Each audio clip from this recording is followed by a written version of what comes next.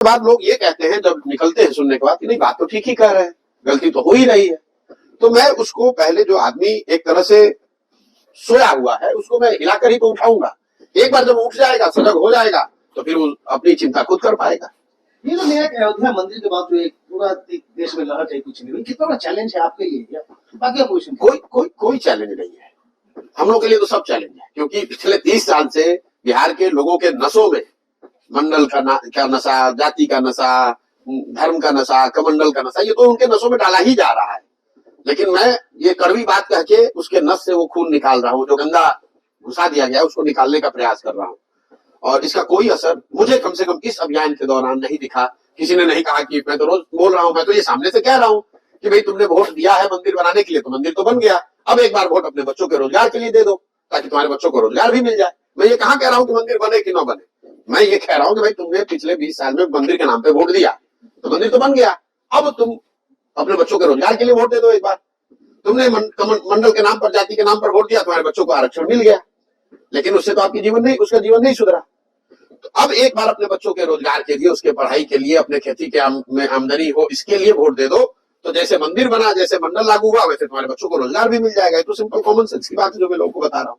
अच्छा, पहले भी जब prince last day of Shekhar Gupta ji के साथ आप कर रहे थे ऑफ द कप, उसमें आपने कहा, तो उसके बाद भी आप कहते हैं कि ये जो 80% 81% हिंदूज की जो बात होती है, हिंदू वोट करते हैं, नहीं देते हैं, ये तो बीजेपी को कितना वोट आ चुका होता है। एक प्यू रिसर्च सेंटर का एक स्टडी है 2021 में, किसका? प्यू रिसर्च सेंटर। अच्छा, ये कहते हैं कि 64% इंडियंस जो है वो कहते हैं कि जब आप हिंदू हो तभी आप ट्रूली इंडियन हो। अगर इस तरह का माइंडसेट हो तो फिर एक जिस राजनीति की आप बात कर रहे हैं वो कितना? देखिए, फ्यू रिसर्च सेंटर ने क्या कहा, क्या डेटा है, उसकी वैलिडिटी क्या है, लेकिन मान लीजिए बहस के लिए कि एक बार को उस आंकड़े को सही मान भी लिया जाए, तो बिहार देश में 80% हिंदू है।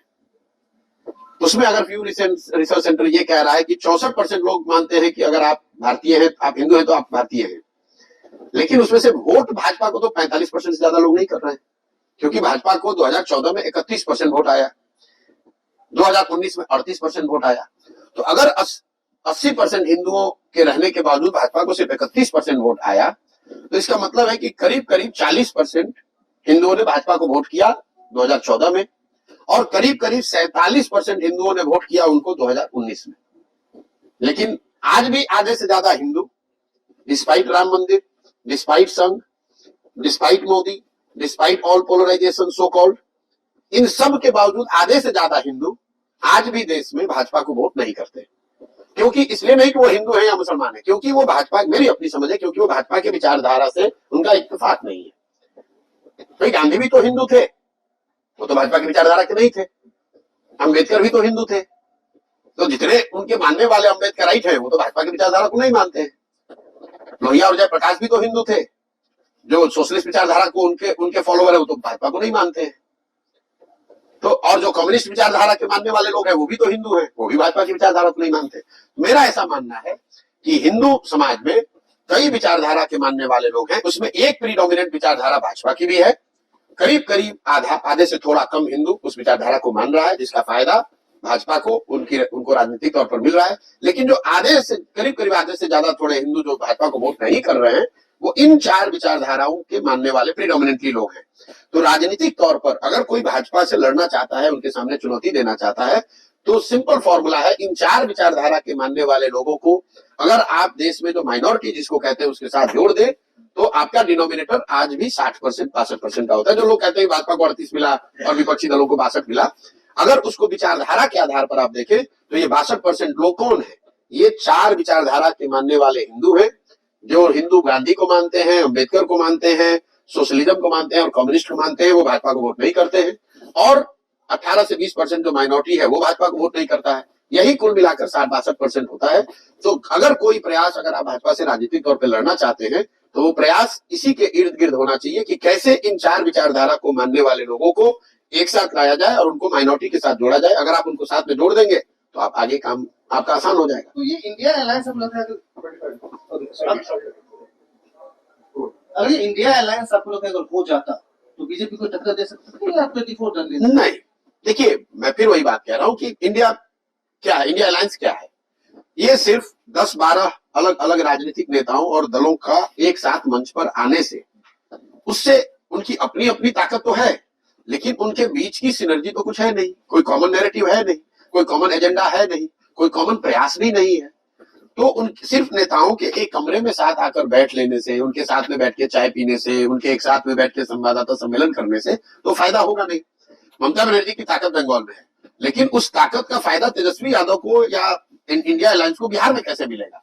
या जो ताकत मान लीजिए कि हाँ लालू यादव की है, उस ताकत का फायदा अखिलेश को यूपी में कैसे मिलेगा? जब तक आप वो चैनल नहीं बनाओगे तब तक साथ में आने का कोई बहुत बड़ा फायदा नहीं होने वाला। आपको भी लगता है 24 डन डील है? नहीं, देखो डन डील तो लोकतंत्र में कभी कोई कह नहीं सकता है, लेकिन अगर आज चुनाव हो जाए तो जो अभी तक दिख रहा है उसके हिसाब से मुझे लगता है कि भाजपा एनडीए गठबंधन को बड़ी बढ़त आज के तारीख में है। डन डील तो आप खुद पत्रकार है, किसको पता है 2 महीनों में क्या हो जाए कोई जानता नहीं, लेकिन अगर आज चुनाव हो तो भाजपा एनडीए को बहुत बड़ी बढ़त देश के स्तर पर दिख रही है। ये 38% जो भाजपा को मिलती है उसमें आपको क्या लगता है मोदी का कितना है और भाजपा का कितना है? अगर पीएम मोदी आगे नहीं हो, 29 हो, 34 हो, तब भाजपा कितना स्विंग करेगी? या नहीं, देखिए ये डेल्टा एकदम फिक्स करना कि मोदी न हो तो कितना वोट कम हो जाएगा, ये तो बहुत मुश्किल काम। देखिए कि पोस्ट मोदी शायद इनका कुछ हो जो नहीं, ये तो देखिए जितने ये मतलब लेजी ऑपोजिशन वाले मैं कहूंगा जितने लीडर हैं बैठे हुए सोए हुए हैं कि अच्छा मोदी को तो नहीं हरा पाया, मोदी के बाद देखेंगे, इसका कोई मायने नहीं है। जहां तक आपने कहा कि मतलब भाजपा मोदी अगर न रहे तो कितना वोट मिलेगा, मुझे लगता है कि भाजपा की जो पूरी जो उनको 38-40% वोट अभी मिल रहा है वो इसलिए मिल रहा है कि उन्होंने एक 4 स्तरीय, मैंने पहले भी बताया है, 4 स्तरीय उनका सपोर्ट बेस है। एक तो एक विचारधारा आधारित हिंदुत्व का वोट है, दूसरा मोदी जी ने उसमें जो नया लीवर जोड़ा राष्ट्रवाद का, न्यू राष्ट्रवाद, भारत विश्व गुरु, भारत की विश्व में प्रतिष्ठा, तीसरा लाभार्थी, वेलफेयर को डायरेक्ट बेनिफिशियरी से जोड़ना और ये कहना कि भाई ये चीज मोदी जी की वजह से मिल रही है। शौचालय पहले भी बनते थे, अब शौचालय मोदी जी बनवा रहे हैं। लोगों को अनाज पहले भी मिलता था, अब अनाज मोदी जी उनको दे रहे हैं। बिजली पहले भी आती थी, अब बिजली मोदी जी दे रहे हैं। बैंक अकाउंट पहले भी लोग खोलते थे, अब बैंक अकाउंट मोदी जी खोल रहे हैं। और चौथा जो उनका इलेक्टोरल और फाइनेंशियल मसल पावर है ग्राउंड पे, इन चारों चीजों को अगर आप जोड़ दें तो हिंदुत्व, राष्ट्रवाद, लाभार्थी और राजनीतिक आर्थिक उनकी जो ताकत है, और इन चारों चीज को बाइंड कौन करता है वो है मोदी, ब्रांड मोदी। इसलिए मोदी जी का बहुत महत्व है। जो हिंदुत्व के विचारधारा को मानने वाला है उसको लगता है कि मोदी जी ने हमें वो ताकत, वो प्रतिष्ठा दी, जिसमें वो अपॉर्चुनिटी दी कि हम as a Hindu I feel emboldened. जो राष्ट्रवाद की वजह से वोट दे रहा है वो भी मोदी को कह रहा है कि मोदी आए तब पहली बार राष्ट्रवाद की बात इतने बड़े स्तर पे शुरू हुई। लाभार्थी जो है वो कह रहा है भाई सरकारें तो पहले भी थी लेकिन मोदी जी आए तो डायरेक्ट हमारा अकाउंट खुला, इसमें पैसा आ रहा है। और जो राजनीतिक व्यवस्था की बात है वो लोग भी बताते हैं, उनको लगता है कि भाई मोदी है तो भाजपा बड़ी मजबूती से लड़ती है, उनके पास ज्यादा साधन है, व्यवस्था है। वाजपेयी जी इतने मतलब हर चुनाव में इतनी मेहनत इतनी ताकत नहीं करते थे वाजपेयी आडवाणी के एरा में।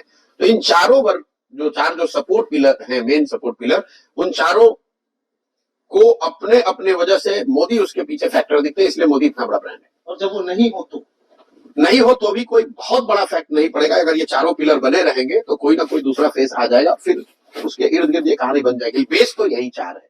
आपने कांग्रेस को 600 स्लाइड हम लोग कहा गया था लंबा चौड़ा प्रेजेंटेशन कैसे रिवाइव करोगे? अब दिखता है शायद एक आध दो आपका अडॉप्ट कर लिया है। राहुल बाहर जाके यात्रा करने लगे, प्रेसिडेंट पार्टी का अलग हो गया, मैसेंजर अलग है, जैसे आप कहते हो मैसेंजर करो कहते हैं, वो सारा अलग लगता है कि आपके डॉक्यूमेंट से कुछ तो उन्होंने उठाया लेकिन पूरा लिया नहीं है। देखो मेडिसिन में कहा जाता है कि अगर आप आधी दवा लोगे तो ज्यादा डेंजरस है, क्योंकि रोग तो सुधरेगा नहीं, उस दवा से रेजिस्टेंस अलग हो जाएगा। तो मेरा जो उनको सुझाव था वो पहले 600 स्लाइड का था या 300 स्लाइड का था, वो महत्वपूर्ण नहीं है। वो कभी मैंने कांग्रेस को ये सुझाव नहीं दिया कि अगला चुनाव आप कैसे जीतेंगे। मेरा अपना आकलन है, सही है गलत है वो अलग बात है, कि कांग्रेस में की जो ताकत में जो गिरावट आई है वो सिर्फ एक कोई राहुल गांधी की वजह से, एक इलेक्शन की वजह से नहीं है। एक गिरावट 1985 से लगातार आ रही है कांग्रेस में। कई लोगों को लगता है कांग्रेस तो 2014 में चुनाव हारी है, नहीं ऐसी बात नहीं है। कांग्रेस 1985 के बाद इस देश में कभी चुनाव नहीं जीत कर आई है, ये लोगों का भ्रम है। भाई लोग कहते हैं 1989 में कांग्रेस हार गई, राजीव गांधी को कांग्रेस को बीपी सिंह ने हरा दिया। उस हारी हुई कांग्रेस को 1989 में 198 सांसद आए थे। लोग ये कहते हैं सोनिया गांधी ने कांग्रेस को रिवाइव करके जिता दिया 2004 में। 2004 में कांग्रेस के 142 सांसद आए थे। तो कांग्रेस एज ए पार्टी का तो लगातार गिरावट बना हुआ है। अगर आप पिछले 1989 के बाद मतलब 90 से आप जोड़ लीजिए तो करीब करीब 32-33 साल हो गए। अगर 33 सालों में आप जीत नहीं पाए हैं तो इसकी आपको ये समझना पड़ेगा कि कहीं ना कहीं कांग्रेस की व्यवस्था में एक स्ट्रक्चरल प्रॉब्लम है। The way they organize themselves, the way party functions, the way they communicate with people, the way they fight elections, इन सारी चीजों को जब तक वो बेहतर नहीं बनाएंगे तब तक उनको कोई लंबी सफलता, बड़ी सफलता मिलना मुश्किल लगता है। अब इसके लिए वो तैयार है नहीं है, कोई एक पीस उठाया उसको कर लिया तो उसका कोई फायदा बहुत होगा नहीं।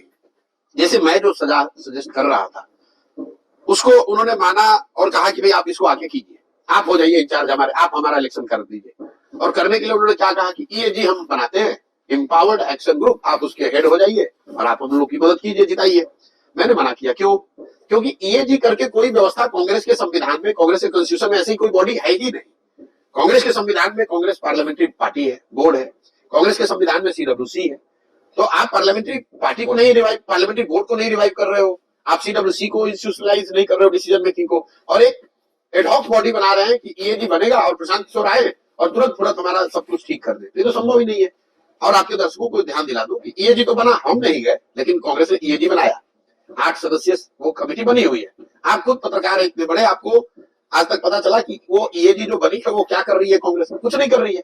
तो मैंने जो कांग्रेस को उस समय प्रस्ताव नकारा, मुझे अब लगता है कि बिल्कुल सही था। अगर मैं भी उस ईएजी में होता तो भी मैं कुछ नहीं कर पाता। मतलब आप योर रेपुटेशन रेपुटेशन की सिर्फ बात नहीं है। देखिए, हाँ, देश की, लोकतंत्र की, कांग्रेस जैसे बड़े संगठन की बात है तो मैं उसमें बहुत अदना आदमी हूँ। मेरे रेपुटेशन से कुछ बनना बिगड़ना नहीं है, लेकिन मैं कुछ कर नहीं पाता वो, मतलब, और मेरा ये अनुभव यूपी में रहा है उनके साथ, इसीलिए मैं कांग्रेस के साथ जुड़ने में, उनके साथ काम करने में बड़ा संभलता हूँ या डरता हूँ। यूपी में प्रियंका गांधी को चीफ मिनिस्टर कैंडिडेट बनाना चाहते थे, सही है क्या? नहीं, सिर्फ प्रियंका गांधी को, ये बात तो सही है, लेकिन सिर्फ प्रियंका गांधी को सीएम फेस नहीं बनाना चाहते थे, उसके पीछे एक पूरी लंबी सोच थी।